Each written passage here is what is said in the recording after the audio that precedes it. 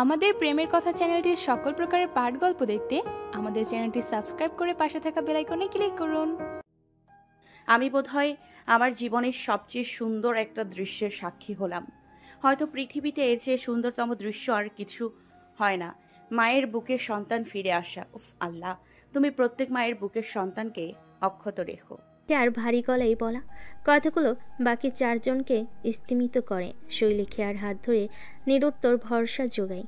তিশা খেয়াকে আলতো করে জড়িয়ে ধরে বলে, আল্লাহ তোকে যেন এই দৃশ্য দেখার মতো সৌভাগ্য দান করেন আবারও। খেয়া নীরব হাসে, চোখের কোণে জমা জলগুলোকে মুছে শব্দ স্ফুট কণ্ঠে বলে, আন্টির পালা শেষ, এবার আমাদের পালা, চল।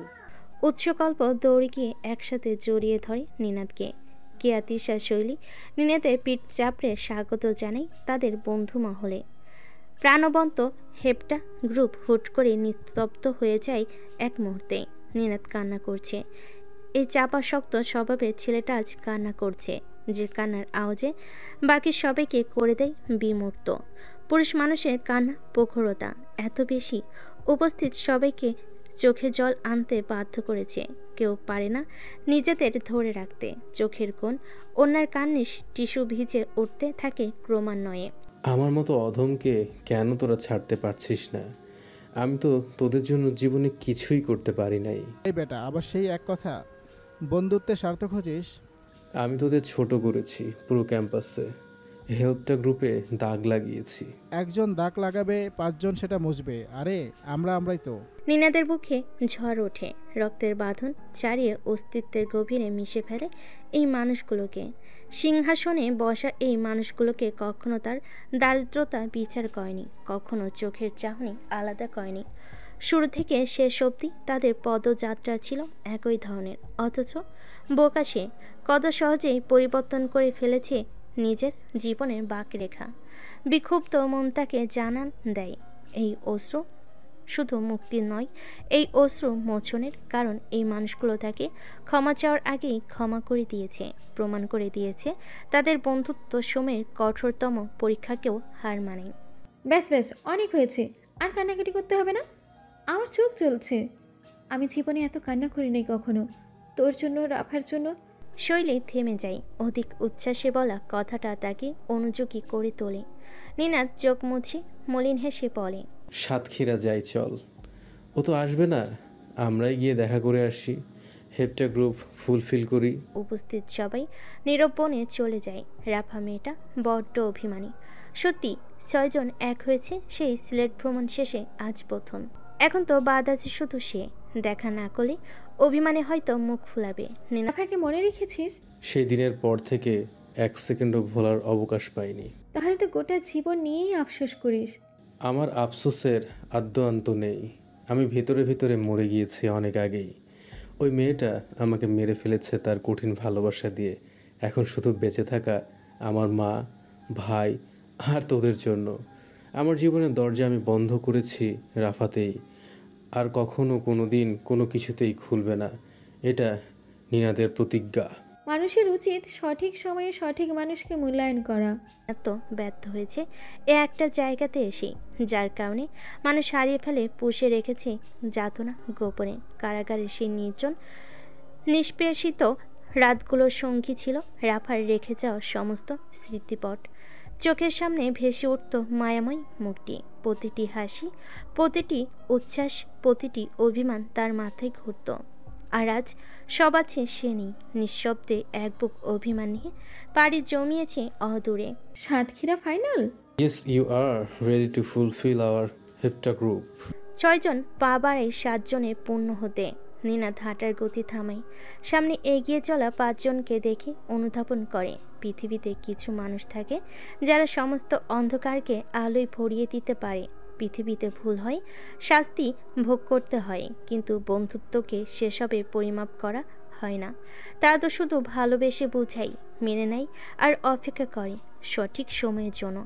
নিনাদ বোঝে স্বাধীনতা শুধু কারাগারে দরজা খোলার মধ্যে নেই। স্বাধীনতা হলো এইসব মানুষদের মাঝে যারা তাকে গ্রহণ করে নিয়েছে সমস্ত অসম্পূর্ণতা নিয়ে, যাদের হৃদয়ে তার জন্য নেই কোনো কঠিন শর্ত।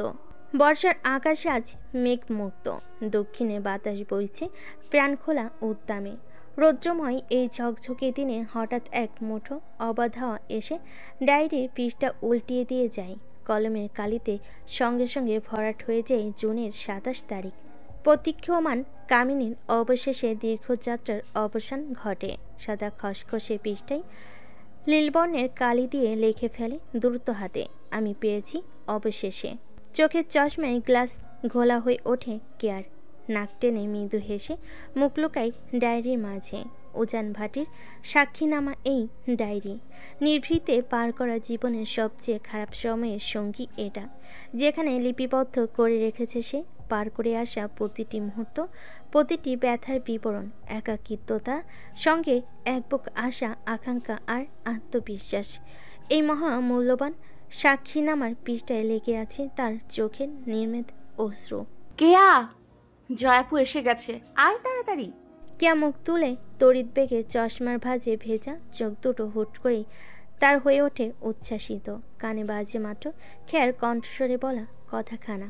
এক নিমিষে ডায়েরি বন্ধ করে উঠে পড়ে সে। ক্যাবিনেটের ছোট্ট ড্রয়ারটাতে তার সাক্ষী নামাকে কোনো মতে স্থান দিয়ে ছুট লাগায় বাহিরের উদ্দেশ্যে। ৫ বছর পর আজ জয়াপুর আগমন দেশের মাটিতে। মনে হচ্ছে অনন্তকাল ধরে সশরীরে একে অপরের সঙ্গে বিচ্ছিন্ন ছিল তারা। আর আজ সেই মাহেন্দ্রক্ষণ সমস্ত বিচ্ছিন্নতাকে কাটিয়ে মিল হওয়ার। কবির ম্যানশনে অভ্যন্তরে পুরোটা আজ ফুলেল সাজে সজ্জিত। প্রাধান্য পেয়েছে গাধার গচ্ছ অধিকতর। দ্বিতল ভবনটি যেন এক হলুদ কমলা রঙের স্বপ্নপুরী। প্রবেশ থেকে শুরু করে ছাদ পর্যন্ত প্রতিটি কোণে গাঁদা ফুলে উজ্জ্বল পরিস্থিতিতে ছেয়ে গেছে সুঘ্রাণ, ছড়িয়েছে এলোমেলো বাতাস। গায়ে হলুদ আয়োজনে তোড়জোড় শুরু হয়েছে কাল হতে। ডেকোরেশনের লোকগুলো মহাব্যস্ত হয়ে ছুটছে এদিক সেদিক, হাতে তাদের নানা রকমের তাজা ফুলের ঝুড়ি। অপরদিকে বাসা ভর্তি লোক সমাগম বেড়ে উঠেছে ক্রমশ। পা ফেলতেও দেখতে হচ্ছে চোখ মেলে। সব মিলিয়ে বিয়ের ঘ্রাণ ছুটেছে প্রগাঢ়ভাবে পুরো বাড়ি জুড়ে। দুহাতে লং স্কার্ট উঁচুতে ধরে সিঁড়িতে দৌড়ে নামতে থাকে সে। বিশেষ কারণ, তার আগেই পৌঁছে গেছে আদরে ভাগ বসানো তার আরেক প্রতিদ্বন্দ্বী রূপী সহোদররা। আস্তে হাঁটার অবকাশ নেই তাই আর। অপর পাশ হতে উঠে আসা ডেকোরেশনের লোকের হাতে থাকা ঝুড়ির সমস্ত গাঁদা ফুল ফেলে ছুটে যায় সে নির্বিকার চিত্তে। আমার তুলতুলে বাচ্চাটা কত বড় হয়ে গেছে। কিয়া শক্তভাবে চাপটে ধরে আছে জয়াকে। বড় বোনকে দীর্ঘদিন পরে কাছে পেয়ে আবেগে আপ্লুত সে। মুখ তুলছে না তার হতে। জয়া খেয়ার মাথায় চুমু খেয়ে আদুরে সুরে বলে, এত বড় হলে কবে তুমি? হ্যাঁ, ৫ বছর পর এসেছো তুমি আপু, বড় হব না? তা ঠিক, কিন্তু আমি তো ভেবেছিলাম আমার ছোট্ট খেয়া সেই ছোট্টই থেকে যাবে আজীবন। আমি অনেক বড় হয়ে গেছি আপু, কত কিছু বুঝি এখন। আর আমি ৮০ বছর বুড়ি হয়ে গিয়েছি, আমার দিকে একটু নজর দিলে খুশি হতাম আমি। নবরাঙ্গা বধূ অভিমানী কথা ছুড়ে গাল ফোলায়। পদরেখা থামিয়ে দাঁড়িয়ে পড়ে কিছুটা দূরত্ব বজায় রেখে। তাকে বাদ রেখেই দু বোন চলছে আদরে স্নেহে পরিপূর্ণ মোলাকাত। এ যেন মানা ভীষণ দায়, অন্যায় অবিচার। জয়ের মুখে পুরো স্ফুটিত হয় নির্মল হাসি। বোনের অভিমানী কণ্ঠর সঙ্গে চাহনি তাকে ফিরিয়ে নিয়ে যায় সেই পুরনো দিনে একসাথে কাটানো সময়ের কাছে। কোমলতার রেশ টেনে বলে, প্লিজ আসেন আসেন বুড়ি ম্যাডাম, আপনার জন্য এপাশের জায়গাটা খালি রেখেছি, দ্রুত আসুন। কিয়া চোখ মেলে তাকায় জয়াপুর কণ্ঠে সে আদরে বার্তা। যান্ত্রিক ফোন ছাড়িয়ে আস্থা বাস্তবে শুনল এতগুলো বছর পর। নিজেকে আর অভিমানের শিকলে বেঁধে রাখতে পারে না সে। কালো প্রেক্ষাপণ করে না এক মুহূর্ত। জয়ের বাড়ানো হাতের দিকে ছুটে গিয়ে কেয়ার মতো শক্ত করে জড়িয়ে ধরে। চলতে থাকে ৩ বোনের আবেগ ঘন মুহূর্ত। জয়া কেয়া খেয়া আজ মিলনবন্ত হয়ে কলোনি বেঁধেছে দারুণভাবে। আলাদা করা ভীষণ কঠিন, দূর করেছে তাদের মধ্যে থাকা সমস্ত দূরত্ব রেখা। ভাইয়া আরশিয়া কোথায় আপু? ওরা বাবার গাড়িতে আসছে, একটু হয়তো দেরি হবে। আরশিয়া তোমার সঙ্গে এলো না কেন? নানু ভাইকে পেলে আর কিছু লাগে তার? কেয়া মুখ তুলে জয়ের আলিঙ্গন ছাড়ে। সিক্ত চোখে এক হাতে মুছে সরু করে তাকিয়ে বলে, তুমি কি আমার ওই কথাটা সিরিয়াস ভাবে নিয়েছিলে আপু? কোনটা? অনেক আগে বলেছিলাম যে। কোন কথা? ডায়েট করে স্লিম হওয়া। ও আচ্ছা, এই কথা। সিরিয়াসভাবে নিয়েছিলাম কি না জানি না, তবে হ্যাঁ, তোমার শাশুড়ি মাকে দেখে আমি সত্যি স্তম্ভিত হয়ে গিয়েছিলাম। তাকে দেখা মাত্র সর্বপ্রথম আমার মাথায় এসেছিল বয়স তার কাছে যেন শুধুই আঙুলের তুড়ি। এরপর থেকে আমিও মনে মনে ঠিক করি, কঠিন প্রতিজ্ঞা, প্রপার ডায়েট করেই ছাড়বো। করলাম, এই তো রেজাল্ট। এখন আরো বেশি সুন্দর লাগছে তোমাকে, মনে হবে না তোমার বেবি আছে, আনম্যারিড। সত্যি নাকি ঢপ? একটু সত্যি একটু ঢপ। খেয়ার দাঁত বের করা হাসি দেখে জয়া কোমরে দুহাত চাপে চোখ ছোট ছোট করে বলে, ভারী দুষ্ট মেয়ে। ক্যারে মেনুগুন তগো কি নিচে থেকে সব কথা সাইড আসন লাগবো, উপরে আসা লাগবো না? যেখানে যাস জটলা বাঁধাস, ওর তাড়াতাড়ি। দাদিবুর তীক্ষ্ণ কণ্ঠস্বর পেতে নিজেদের মাঝে আলাপচারিতা থামাই তিন সহোদররা। মাথা তুলে তাকাতেই দেখতে পাই দোতলার বাইরের বেলকনিতে দাঁড়িয়ে আছেন গুলনহার বানু। চাহনি তার বেশ শক্তপোক্ত, হয়তো খেপে গিয়েছেন আদরের নাতনির এতক্ষণে দেখা না পেয়ে। আপু যাও যাও দাদিবুর কাছে। গাড়িতে আমরা নিয়ে এসেছি। খেয়া বাদ সাধে খেয়ার দিকে তাকিয়ে নির্দেশ মাখা কণ্ঠস্বরে বলে, আমরা নয়, আমি নিয়ে আসছি, তুইও জয়াপুর সাথে যা। তুই একা পারবি এত কিছু? আশেপাশে দেখ কত মানুষ, 3টা মাত্র লাগেজ, অনায়াসে পারবো। আফটার অল নতুন বউকে কাজ করতে দেই কি করে? নতুন বউয়েরও যেমন কাজ করা মানা, তোমারও মানা। ভারী জিনিস টানার সাহস পাও কি করে তুমি? সরে যাও, দাদিবু বকলে তোমাদের বকবে, আমাকে নয়। আরে দাঁড়ান দাঁড়ান, মানুষ আছি আমরা, আপনারা যান, যা আছে আমরা নিয়ে আইতেছি। 2-3 লোক ব্যস্ত পায়ে আসতেই 3জনে এক লহমায় পা বাড়ে ভিতরের দিকে। ইতিমধ্যেই সবাই প্রায় চলে এসেছে নিচে। মিসেস শিরিন এগিয়ে আসতেই জয়ামায়ের আলিঙ্গনের মাঝে নিজেকে জড়ায়। এক একে সবার সঙ্গে দীর্ঘদিনের সাক্ষাৎ কুশলাতি বিনিময় করতে থাকে সে। খেয়া দোতলায় ওঠা মুহূর্তেই পা থামায়। নজর পড়ে তার নিচতলায় বাস্কেট হলের দিক পরিবর্তন করে এগিয়ে আসে সেদিকটায়, যার মূল ফটকে নজর কাড়ছে বিশাল এক গোলাপ ফুলের তোরণ। তোরণের দুপাশ থেকে ঝুলে আছে লম্বা লম্বিভাবে বাঁধা গাঁদা ফুলের রশি, যার শেষ প্রান্তে ঝোলানো হয়েছে কিছু ঝাড়বাতি আকারে গাঁদা ফুলের গুচ্ছ। প্রবেশপথেই তৈরি হয়েছে এক উষ্ণ উৎসবমুখর আবহ।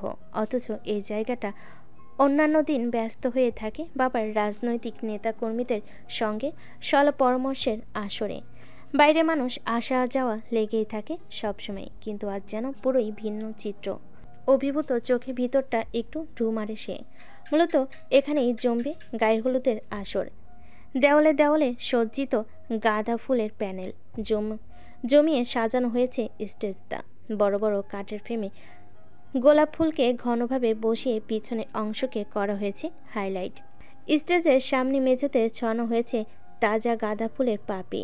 দ্বিতলে ওঠার সিঁড়ির রেলিং বরাবর পেঁচানো হয়েছে গাঁদা ফুলের ঘন মালা। তার ফাঁকে ফাঁকে ব্যবহার করা হয়েছে সাদা রজনীগন্ধা ও হালকা গোলাপের ছোট ছোট গুচ্ছ। হলুদ কমলার একঘেয়েমি ভেঙে দিয়ে ভিন্নতার স্বাদ এনেছে তার স্নিগ্ধতা মাখিয়ে। সব মিলিয়ে ফুলের গন্ধে আর আলোতে এমনভাবে সেজে উঠেছে কবির ম্যানশন, মনে হচ্ছে যেন তা এক জীবন্ত শিল্পকর্ম। এটা আমি নিব, কেয়ার বাচ্চা। আমি নিব। আমি চিরুনি আনবো, আমার কাছেও আছে। অলিভ কালার আমার ফেভারিট। কেয়া, তুমি এখানে কেন এসেছো? ব্লুটা নিতে পারছো না? আমি কখনো অলিভ কালার পরিনি। তোমার ব্লু নিতে কি হচ্ছে খেয়া? সবসময় অলিভই কেন পরতে হবে? আলভি থাকলে আমি অন্য কিছুর দিকে তাকাই না। আর তোমার না আজকে বিয়ে, এত ছ্যাঁচড়ামি কেন করছো? হ্যাঁ, মনে হচ্ছে আলভির সালোয়ার স্যুট পরে তুমি বিয়ের আসরে বসবে। কেয়া কপাল কুঁচকে খেয়ার দিকে তাকিয়ে থাকে। একরাশ বিরক্ততা তার চোখ মুখ ছেয়ে আছে। এই মেয়ে গত 2 মাস যাবৎ তাকে বিয়ের খোটা নতুন বউয়ের অজুহাত দিয়ে সব কিছুতে হার মানিয়ে দিয়েছে। কিছু বলেই তুই না নতুন বউ, এটা করবি না ওটা করবি না। জয়াপু তাদের জন্য আনা সব গিফটের ভাগাভাগি শুরুতে বাগড়া পড়েছে। দুজনেরই অলিভ কালারের সালোয়ার স্যুট নিয়ে টানটানি বেঁধেছে।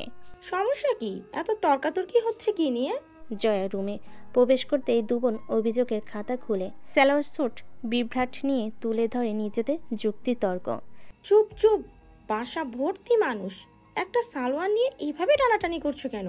এই তোমরা বড় হয়েছো? আপু খেয়া সবসময় অলিভ পরে। আমি সবসময় অলিভ পরি জানোই, তাহলে টানছো কেন তুমি? দুজনেই চুপ। আমি যখন ফোনে বললাম কোনটা কি কালার আনবো, তখন বললে না কেন?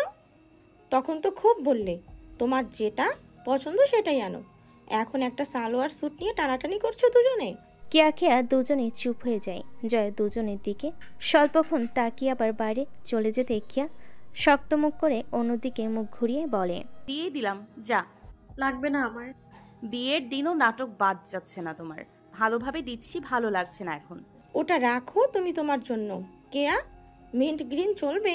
জয়ের হাতে আরেকটা সালোয়ার স্যুট দেখে কেয়া আর চোখে তাকায়। এটা কি তোমার জন্য এনেছিলে? সেটা তোমার জানতে হবে না। পছন্দ হয়েছে কি? হুম। ঠিক আছে, এটা তুমি নাও। ও ছোট, একটু স্যাক্রিফাইস করো। ও বুড়ি হয়ে গেলেও তুমি ওকে ছোটই বলে যাবে আপু। জয়া হেসে ফেলে দু বোনের কর্মকাণ্ড দেখে। কে বলবে এদের বিয়ে সংসার হয়েছে, এখনো সে ছোটবেলার মতো একটা জিনিস নিয়ে দুজনের টানাটানি, রাগ, অভিমান। কেয়া, তুমি তো বলতে খেয়া তোমার পুতুল মেয়ে। ছোটবেলায় তো ওকেই তুমি আদর করতে বেশি। আমি ধরলেই বলতে এটা আমার পুতুল মেয়ে, ধরবে না একদম। কেয়া এগিয়ে আসে কেয়ার কাছে, মুখ বাঁকিয়ে বলে, এখন আমাকে পুতুলের কাজের মেয়ে হিসেবে ট্রিট করে আপু। কেয়া মুখ অন্ধকার করে তাকায় খেয়ার দিকে। কেয়া সেসবে পাত্তা না দিয়ে তার কাঁধে অলিভ সালোয়ার স্যুটের ওড়না চাপিয়ে দিয়ে বলে, কাজের মেয়ে মালকিনীকে বিয়ের গিফট দিল এটা, আর সে যদি তার হাতটা দিয়ে দেয় তাহলে ধন্য মনে করবে নিজেকে। কেয়া আর চোখে তাকাতে গিয়ে হেসে ফেলে উদ্ভট কথা শুনে। খেয়াকে জড়িয়ে ধরে বলে, তুমি এত নাটকবাজ কেন পচামি? আমি নাটকবাজ কিভাবে? এই যে এক এক সময় এক এক ক্যারেক্টার রোল প্লে করো, কখনো স্ট্রং তো কখনো সফট, একটু পাগলা মতো একটু দুষ্টুমি। সেটা তো তুইও। জয়া দুবনের মোলাকাত শেষ হলে খেয়াকে হাত বাড়িয়ে ডেকে নেয়। চুলগুলো আদুরে স্পর্শে মুখতে সরিয়ে দিয়ে বলে, আমাদের ছোট্ট সেই বোকাশোকা খেয়াটা এত বুঝদার কবে থেকে হলো কেয়া? যার কিনা কবিতায় আপেল গাছে আম ধরতো এক সময়, প্রত্যেক দিনটা ক্লাসে কান ধরে দাঁড়িয়ে থাকতো। অধিক দুরন্তপনার মাঝে মাঝে হারিয়ে যেত বহু দূরে। কত খুঁজে টুজে হাজির করতাম আবার তাকে। আমার কাছে তো ভারী আশ্চর্য লাগে এই 2-1 বছরে সে কতটা স্ট্রং পার্সোনালিটির নারী হয়েছে। মা হয়ে শোক সামলে নিয়ে এগোচ্ছে সামনে, নিজেকে পরিস্ফুটন করছে প্রতিনিয়ত। How do you get so much energy my little girl? এর পেছনে একজন ওয়েল ম্যানার্ড জেন্টলম্যানের হাত রয়েছে আপু। Truly speaking, he is amazing person. প্রত্যেকটা টাফ সিচুয়েশনে সে সব কিছু স্মুথলি হ্যান্ডেল করেছে, আবার খেয়াকেও সামনে নেয়। প্রত্যেকটা স্টেপে ইন্সপিরেশন যোগায়। তার সান্নিধ্যে ছোঁয়াতে এই মেয়ে এতটা স্ট্রং হয়ে উঠেছে। জেন্টলম্যানকে দেখার ইচ্ছে প্রকাশ করছি। আসবে সে? কালকে আসবে। মেজর মাহাদীপ এবং ফারহান আকিব ধ্রুব, তাই না? নাম দুটো বেশ চেনা চেনা লাগছে। 100% শিওর এক দেখাতেই চিনে ফেলবো। কেয়া অবাক চোখে তাকালো। কেয়া অবাক হয় না, বরং ঠোঁট নাড়িয়ে বিড়বিড় করে বলে, চেনাটা খুব স্বাভাবিক। আমার গাধাটা তো তোমাকেই কেয়া মনে করে। তুমি চেনো? সেটা দেখা হোক, তখন বলবো। তবে মির্জাপুর ক্যাডেট কলেজটা বেশ ভালো করেই চিনি। সন্ধ্যার আকাশে ফেরারি লাইট জ্বলে ওঠে। পুরো কবির মেনশনের বাহির প্রান্তটা উজ্জ্বল আলোতে জলজল হয়ে ওঠে মুহূর্তেই। দূর হতেই চোখে ধরাতেই বিয়েবাড়ির আমেজ। হলুদ সাদা আলোতে মুখরিত চারপাশটা। ব্যাসকোয়েট হলটা ভরে গিয়েছে মানুষে। যে যার আসনে হলুদের ড্রেস কোড পরে অপেক্ষার প্রহর গুনছে কনে আসার। হাতে প্রত্যেকের গাঁদা ফুলের মিশলে ফুলের পাপড়ির থালা। লেয়ার মিডিয়ামে বেজে চলেছে মিউজিক, আর সেই তালে তালে ছোট বাচ্চারা নেচে চলেছে আপন তালে। ক্যামেরাম্যানদের হিড়িক লেগে গেছে ব্যাসকোয়েট হলের প্রবেশ মুখে। একজন দৌড়ে চলে যায় স্টেজের পানে। আসনে বসা মানুষগুলো হয়ে ওঠে কোণে আগমনের রেশ পেতে। মিউজিকের শব্দ উচ্চতর হতে থাকে। এক মুহূর্তে সবার মন হয়ে ওঠে প্রাণ উন্মোদনা। কাছে ফুলার পালে কাজ করা লেহেঙ্গা, মাথায় লাইট গোল্ডেন দোপাট্টা, বেলি আর জুঁই ফুলের কলির মাঝে হলুদ গোলাপ ফুলে কার্নেশন ফুলের তৈরিকৃত ফুলের গহনা, সব মিলিয়ে অপরূপা সাজে হলুদ কন্যা কেয়া। 4 জন ছেলে কাজিন সামনে পিছনে দাঁড়িয়ে কেয়ার মাথার উপরে গাঢ় ফিনফিনে গোলাপি ওড়না ধরে প্রবেশ করে অভ্যন্তরে। দুপাশে তার জয়া, খেয়া। খেয়ার এক হাত তার পাশে থাকা নীরের হাতের মধ্যে আবদ্ধ। পিছনে শৈলী তিশাদের উল্লাসিত কণ্ঠে জমে ওঠে আসর। দুপাশতে গাঁদা ফুলের পাপড়ির বর্ষণ হতে থাকে অনবরত। মৃদু প্রমোদিত চিৎকারে মেতে ওঠে সবাই। ফুলের হাতে স্বাগতম জানাই হলুদ কন্যাকে স্টেজে। সঙ্গে সঙ্গে ঝলসে ওঠে ক্যামেরাম্যানদের একের পর এক ফ্ল্যাশ। হলুদ ছোঁয়া পর্ব শুরু। গুলনার বানুকে অনেক অনুরোধে নিচে নামানো হয় নাতনিকে প্রথম হলুদ ছুঁয়ে দিতে। সে এসব হট্টগোলে থাকতে নারাজ, কিন্তু খেয়া জয়ের জড়াজড়িতে পারে না নিজেকে দমিয়ে রাখতে। নাতনির কপালে গালে কাঁঠাল পাতায় বেটে রাখা হলুদ ছুঁয়ে দেন তিনি আদরে আবেশে। কেয়া ঠোঁটে ঠোঁট চেপে মাথা নিচু করে ফেলে। আবেগী হয়ে ওঠে দাদিপুর ছোঁয়ায়। এই বাড়ির প্রাণ এই মানুষটা। তার আদর মিষ্টির শাসনে সবচেয়ে বেশি ভুক্তভোগী হচ্ছে সে।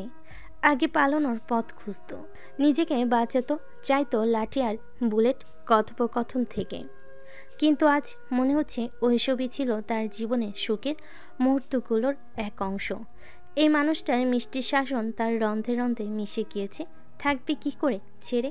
দাদিবু, কে হলুদ ছোঁয়ার মাঝে কেঁদে ভাসিয়ে দেয় দাদুবুকে জড়িয়ে ধরে। এক মুহূর্তে সবাই চুপ হয়ে যায়। গুলনাহার বানু কেয়ার মুখ তুলে ধীর হাতে পান মাখা মুখে নিস্তেজ গলায় বলে, মেনক কান্দুস কে? এই বুড়ি কি মইরা গেছে নাকি? যে শাসন দিশস খোয়ারি ঢুইকা নষ্ট হয়ে যাইব তো। চুপ কর। মিসেস শিরিন সাথে জয় সাহেব এগিয়ে আসেন আবেগপ্রবণ দৃশ্য দেখে। ভিতরে ভিতরে তাদেরও আত্মা কাঁপছে প্রবল বেগে। যত্নে গড়ে তোলা মেয়েকে বিদায় দিবে কিভাবে ভেবে পায় না। এই মেয়েটা নতুন জীবনে পা রাখলেই তারা একদম শূন্য হাত। দেখতে দেখতে 3টা মেয়ে সংসার জীবনে খাতা খুলে ফেল। অথচ এই তো সেই দিন 3 বোনে মিলে খেলতো মিছেমিছি সংসারের খুঁটিবাটি। ঝড়ের মতো গুড়িয়ে যাওয়া মনটা অশান্ত হয়ে ওঠে। মেয়ের নাজুকতাকে রুখতে নিজেরা নিজেদেরকে গড়ে তোলে শক্ত। বুকে পাথর চেপে মেয়েকে ছুঁয়ে দেয় হলুদের ছোঁয়া। জয় সাহেবের ভিতরটা ঝুরঝুরে বালি নেয় ঝরে পড়ল বাহিরে, তা প্রকাশ করে না। মেয়ের মাথায় স্নেহের হাত বুলিয়ে মনে মনে প্রার্থনা করে সুখের। চোখের কোণে ভাষায় এক ফোঁটা অশ্রুকে লুকিয়ে সরে যায় সেখান হতে। স্টেজ হতেই নামতেই তার চোখে দৃশ্যমান হয় হুট করে আসা কয়েকজন তিথি নামিয়ে আসা অতিথিকে। আসাদুজ্জামান, উপকমিশনার, আফতাবনগর থানা। এমপি জহিরুল কবির, কেমন আছেন? ভালো আছি। হঠাৎ এখানে এই সময় কোনো দরকার? আসাদুজ্জামান সহ তার লোকজনে পরিহিত সিভিল ড্রেস জয় সাহেবের মনে প্রশ্ন তুলে। মাথার মধ্যে ঘোরে সাফাইতের কথা। খানিকটা দ্বিধাগ্রস্ত মন নিয়ে তিনি প্রশ্ন করার মুহূর্তে সামনে দাঁড়ানো অফিসার বলেন, জি অবশ্যই দরকারে এসেছি। কি দরকার? আসাদুজ্জামান ব্যাসকোয়েট হলের চারপাশটা এক নজর বুলিয়ে দেখেন, পর করে নেন শান্ত অভিব্যক্তিতে। এই মুহূর্তে এখানে নাজমুন নিনাদ নামে একটা ছেলে অবস্থান করছে। আমাদের থেকে যে এই মুহূর্তে পূর্বে পাশে কয়েক মিটার দূরত্বে অবস্থান করছে। উপর থেকে বিশেষভাবে নির্দেশ এসছে তাকে তুলে নিয়ে যেতে ডিবি কার্যালয়ে নেওয়া হবে আর কি। কেন হঠাৎ কেন ডিবি কার্যালয়ে? ছেলেটা তো মাত্র 1.5 মাস হলো ছাড়া পেয়েছে। ঘাবড়াবেন না এমপি সাহেব, তাকে দরকারের জন্যই তুলে নেওয়া হচ্ছে। এখন আপনাকে আমাদের সঙ্গে একটু কোঅপারেট করতে হবে। কি সেটা? আশেপাশে প্রচুর ক্যামেরা। বাইরে দেখলাম বেশ কিছু মিডিয়া সাংবাদিক এসছে। আপনি 6-7 মিনিটের জন্য দয়া করে সমস্ত কিছু সরিয়ে নিন। আমরা তাকে নির্বিঘ্নে নিয়ে যাই, এরপরে সব কিছু আবার ফ্রি করুন, নো প্রবলেম। মূলত আমরা কোনো কন্ট্রোভার্সি চাই না, এই জন্য সিকিউরিটি মেনটেন করছি। জয় সাহেব কোনো উচ্চবাচ্য করে না। ডিবি কার্যালয় থেকে যেহেতু নির্দেশ এসেছে সেখানে কথা বলার আর কোনো সুযোগ নেই। ওকে, ব্যবস্থা করছি। নিনাদ কল্প উৎস অনেকদিন পর একসঙ্গে ক্যামেরা বন্দির সুযোগ পেয়েছে। ফটোবুথের সামনে একে অপরকে তুলে দিচ্ছে ছবি। নিনাদকে? নিনাদ ফোনে থাকা দৃষ্টি তুলে সেই সাথে উৎসকল্প নজর দেয় আগমনী ব্যক্তির দিকে। জি আমি নিনাদ। দয়া করে একটু আসুন আমার সঙ্গে। কোথায়? দরকার একটু। উৎসকল্প এগিয়ে আসে, কপাল কুঁচকে শক্ত গলায় বলে, ও কোথাও যাবে না। লোকটি মৃদু হেসে নরম কণ্ঠে বলে, ডোন্ট প্যানিক। জহির সাহেব আছেন? নিনাদ জহির সাহেবের নাম শুনে কপালের ভাঁজ দূর করে। মনের মধ্যে জেগে ধরা ভয় উবে গিয়ে বলে, আঙ্কেল আছেন? জি। আচ্ছা তোরা থাক, আমি শুনে আসছি। উৎসকল্প জহির সাহেবের কথা শুনে তেমন একটা বাধা প্রদান করে না। হতে পারে নিনাদকে কোনো কর্মস্থলে ঢুকাতে সাহায্য করার জন্য একান্তে কথা বলতে ডেকেছেন তিনি। নিনাদকে নিয়ে যাওয়া হয় একদম বসার বাইরে মেন রোডে। পুরো রোডের সাইড জুড়ে আজ পার্কিং করা গাড়ি, ঠিক তারই মাঝে দুটো সাদা প্রাইভেট কারের সামনে কতজন লোক সমাগম দাঁড়িয়ে। নিনাদ আশেপাশে তাকিয়ে জয় সাহেবের কোনো ছায়া দেখতে পায় না। উবে যাওয়া ভয়টা তার মনে এসে বসে তৎক্ষণাৎ। সত্য জেল হতে বের হয়েছে সে, আবার কোথায় কোন জালে কে ফাঁসালো ভাবতে তার চোখ মুখ ফ্যাকাশে হয়ে যায়। মনের ভিতর হতে ভয়টা আসে শুধু তার মা আর ভাইয়ের জন্য। কোথায়? ডিবি কার্যালয়ে। ভয় পাবেন না, কিছু জিজ্ঞাসাবাদ করব শুধু। আপনার ফোনটা প্লিজ জমা দিন। স্যার, আমার তো কোনো কিছুর সঙ্গে কোনো সংশ্লিষ্টতা নেই। জি আমরা জানি, আপনি প্লিজ ফোনটা দিয়ে দিন। আমাদের কাজ হয়ে গেলে আবার ফেরত পাবেন। স্যার, আমার মাকে। সমস্যা নেই, ওখানে গিয়েও জানাতে পারবেন। নিনাদের চোখের সামনে মায়ের মুখটা ভেসে ওঠে। না জানি আবার কোন বিপদের সম্মুখীন হতে হচ্ছে সে। স্যার, আমার মা অসুস্থ, প্লিজ এভাবে। আসাদুজ্জামান গাড়ির দরজা খুলে ভিতরে প্রবেশ মুহূর্তে ঠান্ডা গলায় বলেন, শুধু আপনাকে নয়, সাবেক খাদ্য মন্ত্রীর ছেলে সাদমান তুর্যকেও নেওয়া হচ্ছে ডিবি কার্যালয়ে। And this is an order from major Mahadip sir. হলুদ ছোঁয়া পর্ব চলমান। বয়োজ্যেষ্ঠদের ভিড় শেষে শুরু হয় প্রাণোচ্ছল রমণী আর পুরুষদের। অর্ণব জয়া একসঙ্গে হলুদ ছুঁয়ে দেয় কেয়ার গালে। এরপরে এক একে যেতে থাকে কপত কপতি। অপরদিকে কেয়া অপেক্ষায় আছে সিঙ্গেলদের লাইনে। বড় দুঃখ তার মনে। বিবাহ বনে গিয়েও নিজেকে বেশিরভাগ সময় সিঙ্গেলদের কাতারে ফেলতে হয়। ছোট বউ চলে এসো, তোমার সঙ্গে আমি আছি, ডুয়েল ডুয়েল। অর্ণব ভাইয়ের কথাই হেসে ফেলে কেয়া, কণ্ঠ চড়িয়ে বলে, সংসারে আগুন লাগবে ভাইয়া, আপনার গিন্নিকে আগে সামলান। অর্ণব বুকের বা পাশে হাত রেখে চোখ বন্ধ করে ইশারায় ব্যর্থতার ভঙ্গি দেখায়। অতঃপর কেয়ার দিকে তাকিয়ে নিরস গলেই বলে, ছোট বউ যেমন তেমন ভাবে ফাঁকি দিয়েছে, কিন্তু তোমার থেকে এটা আশা করিনি মেজে বউ।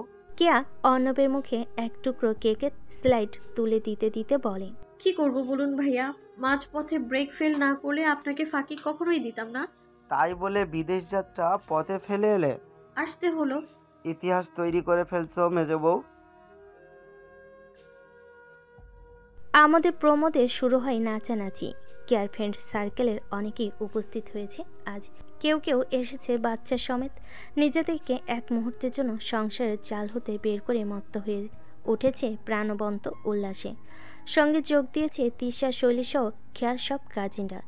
কিন্তু খেয়ার সেসবের তাল নেই। সে এদিক ওদিক খুঁজে চলছে নীরকে। একটু আগেই কাছে ছিল মেয়েটা, হঠাৎ কোথায় গেল কে জানে। কেয়াকে হলুদ ছুঁয়ে আস্তে আস্তে চোখের আড়ালে চলে গিয়েছে। কত অনুরোধ অনুনয় করল একটুখানি স্টেজে উঠতে, কিন্তু সে এক কথাই নারাজ। ক্যামেরার মানুষের ভিড়ে যেতে অনিচ্ছুক। কেয়া জানে নীরের মানসিক অবস্থা, তার এই একমুখ ভাবটাকে দূর করতে। তাই সে যখনই সুযোগ পায় চেষ্টা করে সঙ্গ দিতে, একটু প্রফুল্ল রাখতে। এই মেয়ে, তুমি এখানে? আমি খুঁজে খুঁজে ক্লান্ত। কেয়া চেয়ার টেনে বসে পড়ে নীরের মাঝে। সাধারণত ভারী সাজে সে অভ্যস্ত নয়। সবসময় সাদামাটা থাকাটা হয়েছে অভ্যাসে পরিণত। ভারী লেহেঙ্গা ঠেলতে আজ বেশ কষ্ট হচ্ছে। নীর চোখ তুলে তাকানো মুহূর্তেই খেয়া দম ছেড়ে প্রশ্ন করে, আনইজি লাগছে? খুব একটা না, অল্প একটু। অভ্যাসের বাইরে তো এজন্য এমন লাগছে। মানুষের মধ্যে এলে জড়তা কাটে। আমি ছোট থেকেই ঘর কোনো ভাবি তোমাদের লাইফটা দেখে শুধু আফসোস করি, কেন আমি নিজেকে ডানা মেলে উঠতে পারিনি। আমরা ডানা মেলেছি, এটা সত্য, তবে সেটা সীমাবদ্ধ আকাশে। আমার জন্য এটা ভীষণ প্রয়োজন ছিল ভাবি। আমি নিজেকে সবার সাথে সহজ করতে পারি না, কথাই বলতে পারি না। কুঞ্জবনের ছেলে মেয়েগুলো সব নিরামিষ। কুঞ্জবনের বউ হয়ে এত বড় কথা? পাপ হবে, পাপ। ওরে দুষ্টু মেয়ে, তাই না? নীর খিলখিলিয়ে হেসে ওঠে। খেয়া হাসে মেয়েটার হাসি মুখ দেখে। প্রত্যেকটা মানুষের ভিতরে একটা স্বতঃস্ফূর্ত আত্মা বাস করে, যারা চাই একটুখানি উন্মুক্তা, যারা চায় সঠিক সঙ্গতা। হাজার লোকের ভিড়ে তারা কিছু লোককে বেছে নেয় কাছের মানুষ হিসাবে। খেয়া জানে না সে নীরের সেই কাছের ব্যক্তি হয়ে উঠেছে কি না, তবে সে চায় মেয়েটা এইটুকু বয়সে যা কষ্ট করে এসেছে বাকি জীবনটাতে সেসবের কোনো রেশ না থাকুক। ভালো হোক মেয়েটার, এই হাসিটা ঠোঁটে বজায় রাখুক। ফুচকা খাবে নীর? ফুচকা? ইয়ে ফুচকা। এসো।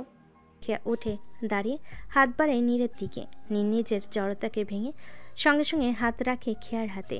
জয় নেই ছুটে আসা শৈলীকে দেখে খেয়া নীর দাঁড়িয়ে পড়ে। খেয়া খানিকটা ভরকাই তার এমন জয়ালো কণ্ঠধ্বনি শুনে গোল গোল চোখ করে তাকিয়ে বলে, আস্তে শৈলী, কি হয়েছে? সর্বনাশ হয়েছে। সেটাই তো শুনতে চাইছি। আমার হয়তো ডেট এলোমেলো হয়ে গেছে। খেয়া দীর্ঘশ্বাস ফেলে শৈলীর কথায় শক্ত চোখে তাকিয়ে বলে, এত নাচলে এমনই হবে। আমি তো ভেবেছি সর্বনাশ হয়ে গেছে। সত্যি সত্যি কলিজায় ভয় ধরিয়ে দিয়েছিলি। পচা মেয়ে, আমার ওয়াশরুমে যা। সর্বনাশ নয় তো কি, তোর এমন হলে বুঝতি। শৈলী চলে যেতে খেয়ানিরকে নিয়ে ফুচকা খাওয়ার উদ্দেশ্যে পা বাড়ায়। ব্যাসকোয়েট হল পেরোতেই হুট করে তার মস্তিষ্ক সজাগ হয়ে ওঠে। পা থামে সঙ্গে সঙ্গে। নিজ মনে বিস্মিত ভঙ্গিতে খেয়ার কথার ধরন দেখে নীর ভুরু বাঁকা করে অবাক কণ্ঠে বলে, কি হয়েছে ভাবি? নীর, একটু যোগ করো তো, কুইক। বলো। 8 যোগ 31 যোগ 26 টোটাল কত হলো? 65। মাই গড, 2 মাস 5 দিন। আমার ডেট কোথায়? নীর খেয়ার কথার মানে বুঝতে পারে না, আর না পারে হিসাব নিকাশের কারণ। জিজ্ঞাসার সূচক দৃষ্টিতে তাকিয়ে থাকে এক মনে। কিছু হয়েছে ভাবি? নীরের হাত টেনে ধরে খেয়া। ভিতরটা তার ধক ধক করে কাঁপছে, শরীর ঘামছে অবিরাম ভাবে। নিজেকে সে ধরে রাখতে পারে না কোনোভাবেই। ভাবি, তোমার শরীর খারাপ লাগছে? এমন করছো কেন ভাবি? নীর, নীর, কি হয়েছে ভাবি বলো। খেয়ার গলাস্বর কাঁপে, ঠোঁট শুকিয়ে চৌচির। মস্তিষ্ক তাকে যে বার্তা দিচ্ছে তাতে সে ব্যাকুল হয়ে উঠছে এক মুহূর্ত। কথা বলার ভাষাটাও যেন হারিয়ে ফেলছে অতল গহ্বরে নিমজ্জিত হয়ে। তবে কি তার জীবনে খুলছে আবার নব অধ্যায়? জাগছে সে হারানো অনুভূতি। আজই আনন্দঘন মুহূর্তে কোনো বার্তা এসেছে তার কাছে অজান্তা অভিলাষ হয়ে। সন্ধ্যারাতে এক ভগ্ন রমণী সে উত্তর খুঁজতে দিশেহারা হয়ে ছুটে যায় তার গন্তব্যে। শুরু হয়েছে বিয়ের প্রহর, দিনের অন্তিমতায় ও সন্ধ্যার প্রারম্ভিক সন্ধিক্ষণে দৃঢ় বন্ধনকে স্থায়ীবদ্ধ স্বীকৃতি দিতে তৈরি হয়ে উঠেছে কবির ম্যানশন। চোখে মুখে সবার আনন্দার ধারা বইছে উত্তাল স্রোতের নাই। ক্ষণিকের অপেক্ষা এক দারুণ মুহূর্তের সাক্ষ্য হওয়া অলোক রোশনাই সৃষ্ট ঝলমলে সন্ধ্যায় পুরোটা দিনের জমজমাটে ভাব হয়ে এসেছে আরও গাঢ়। নারী মহলে ধ্বনিত গহনা ঝুনঝুন শব্দ, কাঁচা গোলাপ জারবেরা রজনীগন্ধা ঠাঁই করে নিয়েছে তাদের কেশসজ্জায়। সুবাসিত ফুলের রেশ ছড়িয়ে পড়েছে পুরো ভবন জুড়ে। মিসেস শিরিন ব্যস্ত পেয়ে ছোটাছুটি করা মুহূর্তে হঠাৎ থমকে দান। খেয়ার ঘরের পাশ কাটাতে গিয়ে কিছু একটা চোখ পড়তে আবার ফিরে আসেন সেদিকে। এক হাতে তার গুলনার বানোর জন্য সুগার ফ্রি ফিরনি, ডান হাত দ্বারা পর্দাটা সরিয়ে তাকাতেই দেখতে পায় তার ছন্নমতি মেয়েকে। এটা কি খেয়া, তুমি এখানে যাওনি ওদের সাথে পারলে না? হুট করে মায়ের কণ্ঠধ্বনি পেয়ে খেয়া খানিকটা চমকে ওঠে। পিছু ঘুরে তাকানোর পূর্বে প্রেগনেন্সির কিটটা সামলে নেয় হাতের মুঠোয়। নিজের দোলাচল মনটাকে স্থির করে ধীর স্বরে বলে, যেতে ইচ্ছে করছিল না আম্মু। মিসেস শিরিন বেশ অবাক হন। দ্রুত পায়ে এগিয়ে এসে সে ফিরনির বাটিটা রেখে খেয়ার সম্মুখে এসে দাঁড়ান।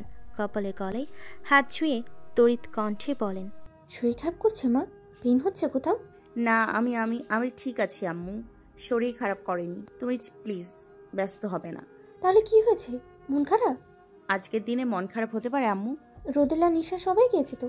আচ্ছা সমস্যা নেই, যা করা আমি নিজেই সেজে নিতে পারবো। কখন হবে? রেডি তো হওনি এখনো। সবাই রেডি? এখনই হব।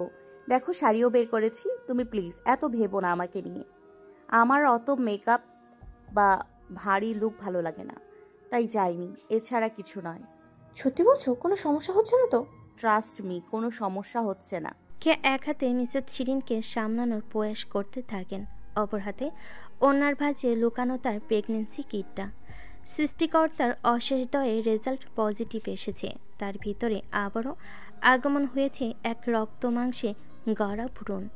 পরিস্ফোটনের পথে এগুচ্ছে এক নিষ্পাপ আত্মা। মন তার বলছে এখনই মাকে এর সুখময় সংবাদটা দিতে, কিন্তু মস্তিষ্ক বলছে এখন নয়, একটু ধাতস্থ হোক সব কিছু আগে। আজকে আর জীবনে বিশেষ এক মুহূর্তে মূল আকর্ষণ তাকে ঘিরেই থাকুক, ব্যস্ততা তাকে নিয়েই হোক। এই শুভকর সংবাদ ছড়াতে অনেক দিনক্ষণ সময় হাতে রয়েছে। আর সবচেয়ে বড় কথা যে মাসে তো জেনেছে, এখন অপেক্ষা শুধু বাবাকে জানানোর। সন্তান আগমনী বার্তা আপাতত সময়ের জন্য তাদের দুজনের মাঝে না হয় সীমাবদ্ধ হয়ে থাকুক। মিসেস শিরিন মেয়ের স্বতঃস্ফূর্ত কণ্ঠ শুনে স্বস্তির নিঃশ্বাস ফেলেন। মেয়েকে নিয়ে তার মনে কেন জানি অল্পতেই ভয়ের দানা বেঁধে যায়। স্বল্প আদরের ছোঁয়া দিয়ে তিনি ফিরনির বাটিটা ফের হাতে নিয়ে বলেন, তাড়াতাড়ি রেডি হয়ে নিচে এসো কেমন, ওরা এক্ষুনি এসে পড়বে। মায়ের প্রস্থান হতেই কেয়া তড়িঘড়ি করে দরজা লাগিয়ে দেয়। নিজেকে দরজার পৃষ্ঠে লেপ্টে ওনার ভাঁজ হতে প্রেগনেন্সি কিটটা বের করে। স্থির চোখে তাকিয়ে দেখতে থাকে দুটো চিহ্নের দিকে। যে চিহ্ন দুটো তার ভিতরে প্রত্যাশা জাগায় নতুন ভোরের, নতুনভাবে মাতৃত্বের স্বাদ নেওয়ার। খানিক লগ্নে চোখ দুটো তার সজল হয়ে ওঠে। The best most merciful Allah, thank you for giving me the taste of motherhood again. Thank you so much. Kheya প্রেগনেন্সির কিটটা দুহাতে বুকের সঙ্গে হালকা আগলে নিয়ে গভীরভাবে দীর্ঘশ্বাস ফেলে। অতপর মুখে প্রাণবন্ত হাসি রেশ টেনে দু চোখ বা হাতের পৃষ্ঠে মুছে নেয়। নিজেকে প্রকৃতিস্থ ও সুস্থির করে এগোই তৈরি হওয়ার জন্য। ঘড়িতে 6টা বেজে চলেছে। এখনও তৈরি না হলে মিসেস শিরিন তার খোঁজে আবার আসবেন সুনিশ্চিত। পিচ রঙের ফ্লোরিং সিল্কের শাড়ি, সমস্ত শাড়িতে কাজ বলতে শুধু পারে। ব্লাউজের গলা ও হাতে চওড়া পার্টিতে সুতোই জড়ি এবং স্টোনের ভারী কাজে সমৃদ্ধ। ব্লাউজটা বেশ ক্লাসিক, গোলাকার নেকলাইন ধরতে গেলে গলায় এবং কোনোই এর উপরিভাগ অবধি হাতায় শাড়ির সঙ্গে মিল রেখে একই রকমের কাজ। খেয়া শাড়িটা বেশ দক্ষ হাতে পরে নেয়। আয়নায় ঘুরে ঘুরে দেখতে থাকে সামনে পিছনে সব ঠিকঠাক আছে কিনা। অতপর জুয়েলারি সামগ্রীতে বেছে নেয় রূপলি রঙের ক্রিস্টাল বসানো লং ইয়াররিংস। ব্লাউজের ভারী কাজ থাকায় গলাটা সে ফাঁকাই রাখে। হাতের অনামিকায় মেজর সাহেবের দেওয়া রিংটার সঙ্গে মধ্যমায় পরে নেয় আরেকটা ছোট্ট স্টোনের ring. Mimmi may I come in? Kheya ইয়াররিংসটা পরা শেষে আয়নায় হতে ঘুরে তাকায়। গলার নিচে তর্জনী ঠেকে ঠোঁট উঁচু করে বলে, wait, let me think for a second. Deep pink frock পরনের একটা ছোট্ট বেবি। বয়স তার 3.5 বছরে ঘরে এসেছে। সিল্কি চুলগুলো কাজ সমান প্রায়। শুভ্র গাল দুটো টমেটো নেই ফুলে বুকে হাত বেঁধে বলে, কি ভাবছো তুমি? ভাবছি আরশিয়া বুড়িটাকে আমি পারমিশন দিব কিনা ভেতরে আসতে। কেন দিবা না? আমি তো গুড গার্ল। ও রিয়েলি? আরশিয়া উপনিস মাথা ঝাঁকাতেই খেয়া হেসে দুহাত বাড়ি দেয় প্রফুল্ল স্বরে বলে, oh my sweet lady, please please come. Arshia দৌড়ে খেয়াকে জড়িয়ে ধরে। খেয়া হাঁটু ভেঙে বসে আরশিয়ার সম্মুখের চুলগুলো সরিয়ে দিয়ে বলে, মাম্মা নেয়নি সাথে? নো, আমি রাগ করিনি। ওলে বাচ্চা, কতটুকু রাগ করেছো তুমি? একটু দেখাও তো। আরশিয়া তার মিমির পুরোপুরি বাংলা বুঝতে একটু সময় নেয়। অতপর দুহাত প্রসারিত করে গোল গোল চোখে তাকিয়ে বলে, এটা তো মাই গড, অনেক রাগ করে ফেলেছো। ইয়েস, বাট মাম্মা যদি তোমাকে নিয়ে যেত তাহলে তুমি সেখানে অনেক বোর ফিল করতে। You could not play there. হ্যাঁ, হাত নাড়িয়ে আস্তে আস্তে আরশিয়াকে তার বলা কথাগুলো বোঝাতে চেষ্টা করে, কিন্তু অপরপক্ষ সেটা বোঝে কিনা সেটা বোঝা দেয়। চোখ শুরু করে কোমরে দুহাত চেপে বলে, ওয়াই মাম্মা গো দেয়ার? সাজুগুজু করতে। আমার সাজুগুজু করতে হবে না। কে আরশিয়ার কণ্ঠে রাগান্বিত কথা শুনে টমেটোর নয় দুকাল টেনে ধরে, ছোট ছোট চোখ করে বলে, ওরে পাকনা বুড়ি, তুই আর কত সাজবি? কম হয়েছে? আরশিয়া ঠোঁট উল্টায় নিজ ভঙ্গিমায় জোর গলায় শব্দ করে বলে, তোমার মাথা। এই তোর দাঁত দেখি তো, শো ইয়োর টিথ। আরশিয়া হা করতেই খেয়া তার দাঁতের দিকে নজর দেয়, কপাল কুচকে বলে, সামনের দাঁতগুলোতে ক্যাভিটি সব। এত সুন্দর ফেস আর দাঁতের এমন অবস্থা? Very bad Mimi. Yours too. What? Arshia খেয়ার লম্বা কানে দুলটাতে হাত দিয়ে নাড়া দিতে দিতে সরল গলায় বলে, মাম্মা কালকে বলেছে আসি ব্রাশ ইয়োর টিথ কেয়ারফুলি। ওকে। তা না হলে তোমারও কিন্তু মিমির মতো টিথে ক্যাভিটি ধরবে, পচা লাগবে। মাম্মা বলেছে? হ্যাঁ, তোমার তো সব টিথ ক্লোকেট। মাম্মা বলেছে, একটা উঠেও গেছে। কেয়া হতাশার নিঃশ্বাস ছাড়ে পাকনা বুড়ির কথা শুনে। মান সম্মান আর কিছু রইল না। অবশেষে এই বাচ্চার মুখেও তার দন্ত কাহিনী নিয়ে কথা শুনতে হচ্ছে। এই মানুষটার থাপ্পড় খেয়ে দাঁত পড়ে যাওয়ার ঘটনাটা যে তাকে আরও কত লজ্জা দিবে কে জানে। থমথমে স্বরে সে আরশিয়ার দিকে তাকিয়ে বলে, এসব কথা কাউকে বলবে না মিমি, বুঝতে পেরেছো? ওয়াই? যদি বলো তাহলে রাতে গোস্ট এসে তোমার সব টিথ তুলে নিয়ে যাবে। রিয়েলি? খেয়া জবাব দেয় না। আরশিয়াকে কোলে তুলে বিছানায় বসিয়ে সে আয়নার সামনে গিয়ে দাঁড়ায়। চুলগুলো কি করবে ভাবতে ভাবতে আয়নার দিকে চোখ পড়ে তার। পাকনা বুড়ি সত্যি কিনা মিথ্যা যাচের জন্য জিজ্ঞাসা দৃষ্টিতে এখনও তার দিকে তাকিয়ে আছে। খেয়া জানে এখন যদি সরাসরি বলে হ্যাঁ সত্যি, তাহলে জয়াপুর কানে নির্ঘাত দিবে। অপরদিকে যদি বলে মিথ্যা, তাহলে পুরো বাড়ি ছড়িয়ে দিবে। বিকল্প পন্থা খুঁজতে তাই সে কাব্যিক ভাষায় সাহায্য নেয়, শান্ত কণ্ঠে বলে, মিমির বচন সত্যান্দেশ, অকৃত্রিমতায় তার শব্দ দ্যুতিময়। আন্ডারস্ট্যান্ড? আরশিয়া ফ্যাল ফ্যাল করে তাকিয়ে থাকে মিমির দিকে। তার প্রশ্নের জবাব সে কি পেয়েছে বোধগম্য হয় না। খেয়া ঠোঁট টিপে নিঃশব্দে হাসে, অতঃপর নিজের কাজে মনোযোগ দিতে দিতে বলে, আর কি থাজুগুজু করতে হবে আপনার ম্যাম? আসুন সাজিয়ে দিই। আরশিয়া খেয়া প্রশ্নের জবাব দেয় না। কিছুটা একটা ভাবনায় গভীর মশগুল হয়ে ওঠে সে, অতঃপর চিৎকার করে বলে, মিমি? জি। চকলেট খেলে টিতে ক্যাভিটি হলে গোস্ট আসবে রাতে। হ্যাঁ, সাথে মিমির ক্যাভিটিভ টিথের কথা কাউকে যদি বলো তাহলে অনেক বড় গোস্ট আসবে। তো তোমার সমান? নো, তোমার সমান। আই হেট চকলেট অ্যান্ড মিমির ক্যাভিটি বলবো না কাউকে। ভেরি গুড, পরিকল্পনা ফলপ্রসূ প্রমাণিত হইয়াছে। ব্যাসকোয়েট হলের প্রবেশদ্বারে দীর্ঘ দরদামের সমাপ্তি ঘটতে ঘটতে 7টা বেজে যায়। দুপক্ষের চূড়ান্ত তর্ক বিতর্কের লড়াই শেষে হার মেনে নেয় বরপক্ষ। ছলে বলে কৌশলে তাদের থেকে কন্যা পক্ষরা হাতে নেয় মোটা অঙ্কের টাকা। এক পক্ষ জিতে যাওয়ার আনন্দে উচ্ছ্বাসিত হয়ে পড়ে, তো আরেক পক্ষ ভারাক্লান্ত মনে দীর্ঘশ্বাস ফেলে পা বাড়ায় অন্দরমহলে। অফ হোয়াইট সঙ্গে গোল্ডেন কারুকাজে খচিত শেরওয়ানি পরিহিত বরমশাইকে সাদরে আমন্ত্রণ করে নেওয়া হয় অভ্যন্তরে, করানো হয় মিষ্টিমুখ। অনব নিজ হতে এগিয়ে এসে হাসি মুখে ধ্রুবকে অভ্যর্থনা জানায়, নিয়ে আসে স্টেজ প্রান্তরে। বুক মেলাই একে অপরে। প্রথম সাক্ষাৎ এই পরিচয় পর্ব সম্পূর্ণ করে স্বতঃস্ফূর্তভাবে কথাবার্তায় মত্ত হয়ে ওঠে দুজনে। এই মেনক সোরনাথ জামাই কোনে এখনো আইসা নাকে? সে যাবে দাদিবু। আধা ঘন্টা হইল এই এক বুলি আওড়াইতাছস। 2 নাচ জামাই দেখা চোখে শান্তি মিলছে, এখন সোরুরারে মিলা একসাথে দেখলে পরান্ডা জুড়াইব। যা ফোন দে আবার, কদ্দুর আইলো কি হইল খোঁজ দে। তোর বাপেরে না হয় কর নাচ জামাইরে আনতে লোক পাঠাই। না, তা লাগবে না, উনি একাই আসতে পারবেন। গাড়ি পাইবনি কোন ঠিকটা? ড্রাইভার আঙ্কেল এয়ারপোর্টে গাড়ি নিয়ে গিয়েছে। খেয়া বসা ছেড়ে উঠে দাঁড়ায়, হাতে ফোনটা নিয়ে ডায়াল করে মাহাদীপের নাম্বারে। আধা ঘন্টা আগে কথা হয়েছিল, সে ঢাকার মধ্যে এসে গিয়েছে। এতক্ষণে তো তাহলে এসে যাওয়ার কথা, আসছে না কেন? মাহাদীপ কবির ম্যানশনের অভ্যন্তরে গাড়ি পার্কিং করে নেমে যায়। পরনে তার ক্রিম শার্ট, ব্ল্যাক ব্লেজার ও ব্ল্যাক প্যান্ট। বেশিরভাগ সময় সিলভার প্ল্যাটিনামের ঘড়ি পরিহিত থাকলেও আজ এসেছে ভিন্নতা। লাইট ব্রাউন স্টাফের ফলিশ ব্র্যান্ডের ঘড়িটা তার হাতে শোভাবর্ধন পাচ্ছে বেশ। সবসময়ের মতো পরিপাটি গোছানো ভাবমূর্তি তাকে এনে দিয়েছে মিনিমালিস্টিক বুল। কোথায় আপনি? এসে গিয়েছি। আমার মনে হচ্ছে আপনি এখনো সিলেটেই বসে আছেন। আমাকে এমনি এমনি বলছেন ঢাকায় এসেছেন।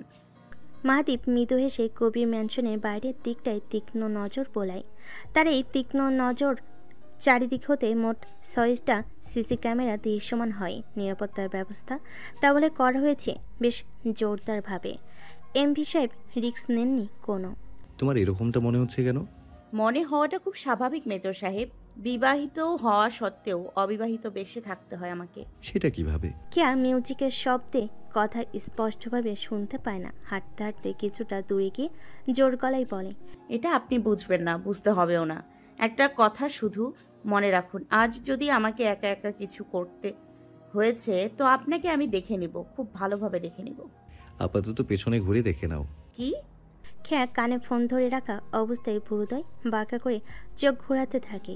অতঃপর মস্তিষ্ক তাকে কথাখানা ধরিয়ে দিতে বড় বড় চোখ করে সে তড়িৎ বেগে পিছনে ঘুরে তাকায়।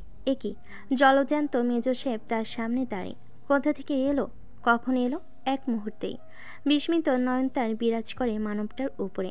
মাহাদীপ ভুরু নাচিয়ে খেয়ার দিকে তাকিয়ে থাকে। মুখরেখা তার বেশ শান্ত, চোখ দুটো গভীর, ঠোঁটের কোণে লেগে আছে খুব সূক্ষ্ম হাসির রেশ। অর্ধাঙ্গিনীকে দেখা মাত্রই তার স্নিগ্ধ রূপে সে হয়ে গিয়েছে ধরাশয়ী। শাড়িতে বরাবরই তার নারী অপরূপা। Ma'am happy? হ্যাপি? বিস্মিত চাহনি ছেড়ে স্বাভাবিক হয় খেয়া। মাথা নাড়িয়ে মাহাদীপের সঙ্গে মৃদু আলিঙ্গন করে নরম স্বরে বলে, হ্যাপি। থ্রেটে কাজ হয়েছে দেখেছি। সুন্দর লাগছে তোমাকে। খেয়া লজ্জা পাই মেজর সাহেবের হতে সরাসরি প্রশংসা বাণী শুনে। সম্পর্কটা তাদের মধ্যে এখন বেশ সহজ হয়ে গিয়েছে। অথচ এরপরেই যতবার মেজর সাহেব তাকে প্রশংসায় ভাসে ততবার সে এভাবে লজ্জায় গুড়িয়ে যায়। মনে হয় যেন এই তো সেদিনের পরিচয়, আজ আলাপচারিতা সারছে দুজনে। যদিও মনে মনে চেয়েছিল সে এটা, কিন্তু এখন সামনাসামনি ভীষণ লজ্জা পাচ্ছে। ঠোঁটে লাজুক হাসি তোর সামলিয়ে বলে, দাদিবু তার 3 নাচ জামাইকে দেখবে একসঙ্গে, চলুন। মাহাদীপ ওয়েডিং স্টেজে উঠে সর্বপ্রথম অর্ণবের সাথে হালকা আলিঙ্গন সেরে নেয়। অতঃপর হ্যান্ডশেক করতে করতে দুজনে কুশলাদি বিনিময় করে। অর্ণব মাহাদীপকে পেয়ে উচ্ছ্বাসিত কণ্ঠে বলে, finally mate the another gentleman. অপেক্ষায় ছিলাম এই মুহূর্তের জন্য। সময় মিলল তবে? মিলেছে, বাট ডিফিকাল্ট ওয়েতে। এনিওয়ে, আমিও অপেক্ষায় ছিলাম সাক্ষাৎ পর্বের জন্য। মাহাদীপ অর্ণবের সাথে কথা শেষে ধ্রুবের কাছে আসে। ধ্রুবের সঙ্গে আলিঙ্গন করে পিঠ চাপড়ে দিয়ে বলে, কংগ্রাচুলেশনস ম্যান। সময় গড়াই গুলনাহার বানুর অধীর খায়েশ পূর্ণ হয় অবশেষে। 3 নাচ জামাইকে একসাথে দেখে তার মন প্রাণ দুইটাই জুড়িয়ে যায়। যদিও মাহাদীপ ফটোফোবিয়া, তবুও আজকের দিনটাতে সে নির্মল চিত্রে ছবি উঠছে 2-4টা। একে একে তাদের সঙ্গে যোগদান করে অর্নিল, আরশাদ, লিওন। আলাপচারিতা আড্ডা জমে ওঠে দীর্ঘদিন পরে সবার সাক্ষাতে। ধ্রুবের ফোনে অপরিচিত নাম্বার হতে কল আসছে প্রায় 10 মিনিট ধরে। সবার সঙ্গে কথা আড্ডায় ব্যস্ত থাকায় সাইলেন্ট থাকা ফোনটার দিকে খেয়ালে আসেনি তার। কি একটা ভেবে মাত্র ফোনের দিকে নজর দিতেই তার কপাল কুঁচকে যায়। 33টা মিসড কল এসেছে একই নাম্বার হতে। স্বল্প সময়ের ভাবনা শেষে তার মনে আসে কেয়ার কথা। অসম্ভবের কিছু নেই, হয়তো তাকে বিভ্রান্ত করার জন্যই অপরিচিত নাম্বার থেকে ফোন দিচ্ছে এই মেয়ে। মাথার মধ্যে তো ডাস্টবিন সমান দুষ্টু বুদ্ধি। ধ্রুব পাল্টা অপরিচিত নাম্বারে কল করে, কিন্তু ফোনটা একবার রিং হতেই কেটে যায়। সহজভাবে বোঝা যায় ইচ্ছাকৃতভাবেই কেটেছে। ফের ফোন দিতেই সে উদ্যত হতে হোয়াটসঅ্যাপ হতে মেসেজের নোটিফিকেশন আসে। ভয়েস মেসেজ এসেছে সেই নাম্বার থেকে। স্বাভাবিকভাবেই ধ্রুব ভয়েস মেসেজটা ওপেন করে, ফোনটা কানের কাছে ধরে। সঙ্গে সঙ্গে শ্রবণে তার ব্যাঘাত হানে কারোর বিকৃত কণ্ঠস্বরে বলা কথা, হবু জামাই, তোমার শ্বশুরের প্রাণে ঠোকর দিতে আমরা প্রস্তুত। সব ধ্বংস কইরা মুরগি পোড়া কইরা খামু। শ্বশুররে সালাম দিও, বেচারা হার্ট ফেল না করলেই হলো। বিয়ের জন্য শুভকামনা। মহাদীপ। ধ্রুব শক্ত গলায় মাহাদীপকে ডাকতেই মাহাদীপ সহ সবে ধ্রুবের দিকে নজর দেয়। Mahadip, listen to the voice. কে পাঠিয়েছে? Don't know, unknown number. Mahadip, Arshad, Arnil, Niyon সবাই প্রায় অচেনা আগন্তুকের পাঠানো ভয়েস মেসেজটা মনোযোগ সহকারে শুনে। কণ্ঠটা পরিচিত অপরিচিতর মতো। মাহাদীপ শোনা মাত্রই অদূরে দৃষ্টি দেয় শ্বশুর সাহেবের দিকে, যে কিনা সাদরে আমন্ত্রণ জানাচ্ছেন তার নেতা কর্মীদের। রিলেট করতে পারছিস কিছু মহাদীপ? কোন প্রাণের কথা বলা হয়েছে? আই থিঙ্ক এমপি সাহেবের কার্যালয়ের কথা বলেছে। ধ্বংস চালাবে বলছে। এমপি সাহেব এখন যদি জানতে পারেন তাহলে বিয়ে তো দূর থাক, সোজা হসপিটালে দৌড়াতে হবে। স্যার, সাপায়েতের লোকজন এমপি সাহেবের লোকজনদের ওপর অতর্কিত হামলা চালিয়েছে। কতজনকে কুপিয়ে রক্তাক্ত করেছে, এদিকে আসছে। মাহাদীপের ঘনিষ্ঠ সহচর ইমদাদের ব্যস্ত পায়ে আগমন সঙ্গে সঙ্গে সঙ্গে ব্যস্ত স্বরে বলা কথায় এক মুহূর্তে উপস্থিত 5 জন স্থির হয়ে যায়। মাহাদীপ ধ্রুবের দিকে তাকাতে দেখতে পাই স্বভাব বহির্ভূত নাজুক চেহারায় এক মানবকে। অনেক কষ্ট করে ত্যাগ করে আজকের এই দিনটা। এর পেছনে কত যে ব্যথার গল্প লুকিয়ে আছে তা মাহাদীপ ভালো করে জানে। হয়তো এ কারণেই ধূপের ভিতর খানিকটা হারানোর সংখ্যা জেগে ওঠার স্পষ্ট প্রতিচ্ছবি দেখতে পাচ্ছে সে। অর্নিল ব্যাকআপ আছে তোর? টাইপ 92। Sure man. তোরা এইদিকে থাক, ধ্রুব বেটা রিল্যাক্সে বিয়ে কর। মাহাদীপ অনিল দ্রুত বের হয়ে যায় ব্রাস্কোয়েট হল থেকে। বেরোনোর মুহূর্তেই মাহাদীপ একবার ভেবেছিল খেয়াকে বলে যাবে, কিন্তু এত মানুষজনের মাঝে তাকে খুঁজে বোঝাতে গেলে এই বিয়ে বাড়ি ধ্বংসলীলায় পরিণত হয়ে যাবে। অতঃপর কোনো কিছু না ভেবে সরাসরি প্রস্থান নেই সে। ওদিকে কনের আগমন ঘটে গিয়েছে ইতিমধ্যেই। লাল জামদানিতে লাল টুকটুকে বইয়ের আগমন হয় অবশেষে। সোনার গহনে পরিপূর্ণ বধূকে দেখে চোখ প্রাণও দেয়। চারপাশ থেকে আবারও শুরু হয় উন্মাদনা। ধ্রুব নিজের বিচলিত মনটাকে শান্ত করার প্রয়াস করে, ভরসা রাখে সৃষ্টিকর্তা এবং তার বন্ধুদের উপর। ম্যানেজ হবে হয়তো কোনোভাবে। বন্ধুরা থাকতে চিন্তা কি। কেয়া ধীর পায়ে এগিয়ে আসতে থাকে। চারপাশ হতে বর্ষণ হতে থাকে গোলাপের পাপড়ি। চোখ মুখে তার প্রাপ্তির হাসি। সবার উৎফুল্লতা তার চোখ দুটোকে জলে ভরে দেয়। সেই স্বপ্নমাখা দিন আজ, বহুল প্রতীক্ষিত দিন। ধ্রুবের ভিতরে রক্তক্ষরণের মতো ধারা বইতে থাকে। মনে পড়ে সেই দিনের কথা, যেদিন নিঃশব্দে বলি দিয়েছিল নিজের স্বপ্ন। তার বিনিময়ে চেয়ে নিয়েছিল তার ভালোবাসাকে। মিউজিকের প্রতি অবাধ নেশা থেকে দূরে সরে এসেছিল নির্দ্বিধায়। ইউনিভার্সিটি অফ সাউদার্ন ক্যালিফোর্নিয়া থেকে পেয়েছিল অ্যাপ্রুভাল লেটার, কিন্তু সেদিন কেউ একজন তাকে বলেছিল, এসব singer, musician, part time traveller হলে আমি আমার মেয়েকে কখনোই তোমার হাতে তুলে দেব না। ওসব আমি জীবন থাকতে মেনে নেব না। এমন কিছু প্রফেশনে আসো যেখানে আমি নিজেও সন্তুষ্ট থাকব। অথচ ক্যাডেট লাইফের কঠোরবদ্ধ জীবন দ্বারা হতে মুক্তি পেতে মরিয়া হয়ে উঠেছিল ধ্রুব। 3 বছর বিবিএ লং কোর্সের প্রতি ছিল না তার ন্যূনতম ইচ্ছা। পালিয়ে আসতে চেয়েছিল বারে বারে। স্বপ্ন দেখত গিটারের তারে, বিশ্বভ্রমণের মাঝে। ওড়াতে নয়, উড়তে চেয়েছিল সে নিজে। কিন্তু একটা মেয়ে তার ছন্দহীন মনটাকে দুর্বল করে দিয়েছিল। একজন বাবা জুড়ে দিয়েছিল তাকে কঠোর শর্ত, সাবধান করেছিল দৃঢ় গলায়। সময়ের জাতকলে পিষ্ট হয়ে বাধ্য হয়ে সে ছিঁড়ে ফেলেছিল অ্যাপ্রুভাল লেটার। ভারী লাগেজ নিয়ে লোহার গেট ঠেলে প্রবেশ করেছিল বাংলাদেশ মিলিটারি একাডেমিতে। সেদিন চোখ হতে ঝরছিল তার এক ফোঁটা অশ্রু, কিন্তু মনে জেদ ছিল প্রখর। নিজেকে প্রতিষ্ঠিত করার লড়াইয়ে নেমেছিল জীবন যুদ্ধে। লাইফ গোল হিসাবে সেট করেছিল যা পেতে তার এত বিসর্জন, সেটা সে অর্জন করে ছাড়বে। And finally he has achieve it. কে আসে। ধ্রুব হাত বাড়িয়ে তাকে গ্রহণ করে নেয় নিজের হাতের মুঠোয়। আবেগে পরিপূর্ণ হয়ে ওঠে দুজনে। এই যে মেয়েটা, তার চোখেও জলেরা খেলছে লুকোচুরি। এই ছেলেটাকে পেতে সে হয়েছিল কৌশলী। নিজের আবেগ, অনুভূতি, ভালোবাসাগুলোকে জমিয়ে রেখেছিল শুধুমাত্র তার জন্য। দিনের পর দিন, সময়ের পর সময় সামান্য আশা নিয়ে অতিবাহিত করেছে জীবন। ধৈর্য ধরেছিল কঠিন চিত্রে। And finally the girl's patience paid off. কালো টটোয়া জিপ ছুটে চলেছে অদমনীয় গতিতে। স্পিরিটের মাথা ছাড়িয়েছে তার স্বাভাবিকতা। মাহাদীপের চোখ ঠিকরে বের হচ্ছে কঠিন উত্তাপ। আজ যেন সব বিপদ একসঙ্গে ঘিরে ধরেছে তাকে। 3 দিকে সামাল দেওয়াটা হয়ে উঠেছে মিশনের ন্যায় দুর্গম। তবু নিজেকে সে ধরে রাখে কঠিন চিত্রে। বিপদের স্থির থাকার গুণটা তাকে প্রবাহিত করে সব সময়। মাহাদীপ, আমি ঠিক আছি, চিন্তা করো না। রফিককে বলছি আমার হাসপাতালে যাওয়ার প্রয়োজন নেই, কিন্তু এই বেচারা নাছোড়বান্দা। রক্ত পড়া থেমেছে? হ্যাঁ, থেমেছে। সরি বাবা, এই মুহূর্তে তোমার কাছে আমার যাওয়া উচিত, বাট সেটা করতে পারছি না। তুমি যদি তোমার প্রপার কেয়ারটা করো তাহলে আমি আমার কাজটাতে কনসার্ন করতে পারবো। Don't worry Mahadip, always focus your work, I will manage. Thanks. আমার হাতে সময় খুব কম, প্লিজ শর্টে সামারাইজ করো সব কিছু। বাসার সামনে তোমার চাচ্চু আর আমি বের হতেই কিছু অজ্ঞাত লোক ঘেরাও করে।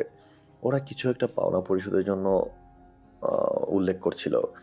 মহসিনের সঙ্গে মিসবিহেভ শুরু করে। এক পর্যায়ে গায়ে হাত তোলে। আমি বাধা দিতে গেলে ওরা সবাই মিলে আমাদের উপর আর কি। আমি শকড। তারা কোটি টাকার মতো পাওনার কথা বলেছিল। আমাদের বাসার সামনে আগে তাদের দেখেছিলে? আমি খেয়াল করিনি, বাট রফিক বলল প্রায় সময়ই অনেকে দল বেঁধে এখানে আসে, ঘোরাঘুরি করে। ওকে। মাহাদীপ শান্ত মস্তিষ্কে সব কিছু ঢুকিয়ে নিয়ে কথা শেষ করে দ্রুত। শক্ত হাতে ব্রেক কষে থামিয়ে ফেলে গাড়ি। চাকায় লেগে থাকা মাটি ধুলির সাথে নাই উঠতে থাকে। Spotted north east, just a few metres ahead. Anil হাতের আঙ্গুল স্থির রেখে পিস্তল তাক করে সূক্ষ্ম দৃষ্টি স্থাপন করে সামনে। জঙ্কা তুলে আসা গাড়ি দুটো সামনে দাঁড়ানো কালো জিপটা দেখে গতি কমিয়ে ফেলে। গাড়ির জানালা নামিয়ে পিস্তল বের করে ক্রুদ্ধ স্বরে বলে রাস্তা ছাড়তে। গাড়ির লাইট নিভে যায়, শুধু রাতের কালো আর ইঞ্জিনে গর্জন ভেসে আসে। অনিল জানালার গ্লাস নামিয়ে লাইট ভিশন মনোকুলার চোখে লাগায়। 1.5 মিনিট ওয়ার্নিং শট চলবে, গো। অনিল মাহাদীপের বজ্রকণ্ঠে নির্দেশ শোনা মাত্রই ফায়ারিং শুরু করে। আচমকা ফায়ারিংয়ে জানালার কাজ খুলে ঝরঝর করে পড়তেই দুটো গাড়ি পিছু হটে শুরু করে পাল্টা গোলাগুলি। বিপরীত পাশ হতে লেথান শট আসতেই মাহাদীপ নিজের পিস্তল বের করে। পরিস্থিতি কভার করতে সে শুরু করে অফেন্সিভ শট। অনিলের দক্ষ হাতে পরপর 3টা শটে একটা গাড়ি ইঞ্জিন ব্লক ধ্বংস হতে ধোঁয়ায় ছড়িয়ে যায় চারপাশটা। পোড়া তেলের গন্ধে ভারী হয়ে ওঠে বাতাস, কিন্তু অপরপক্ষ হতে আসা একসঙ্গে লাগামহীন 3-4টা গুলি মাহাদীপের জিপের সামনে কাজ ফুঁড়ে বের হয়ে যায়।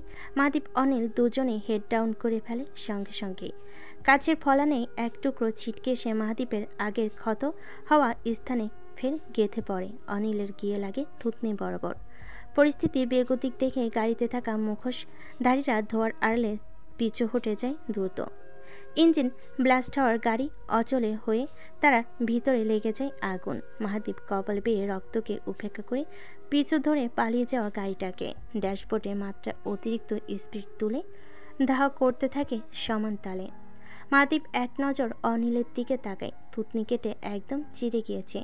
এই মুহূর্তে ধাওয়া করার চেয়ে অবশ্য আরেকটা কাজ সম্পূর্ণ করা উচিত মনে করে সে। গাড়ির বাঁক পরিবর্তন করে যতটুকু ডোজ দিয়েছে এনাফ।